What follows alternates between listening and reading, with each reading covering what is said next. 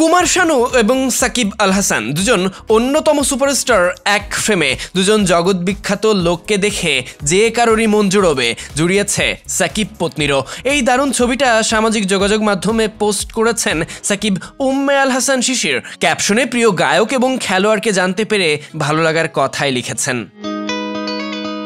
জনপ্রিয় গায়ক কুমার শানু সঙ্গে সাকিব আল হাসান। শানুদার গান শোনেননি এমন লোক খুব কমই আছে। আরেকদিকে ক্রীড়া অঙ্গনের প্রিয় তারকা সাকিব আল হাসান। একদিকে সাকিবের 18+ ক্যারিয়ার জাতীয় দলে, তবে তিনি থেকেও অনেক দূরে। আরেকদিকে কুমার শানু সিঙ্গার ইন্ডাস্ট্রিজে কাটিয়ে ফেলেছেন 35 বছর।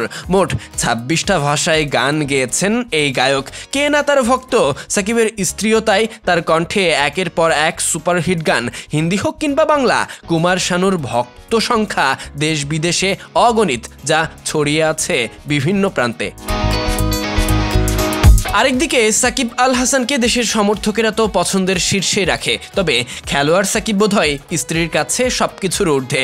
স্ট্যাটাসে পছন্দের প্লেয়ার সাকিবের কথা বলা হয়েছে পছন্দের গায়কের সঙ্গে।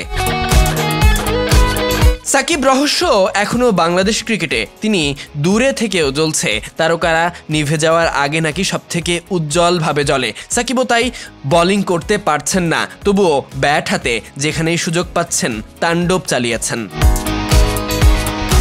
এখন বিসিবি সভাপতির ইঙ্গিত সাকিবকে চ্যাম্পিয়ন্স ট্রফিতে সুযোগ দেওয়ার ব্যাপারে।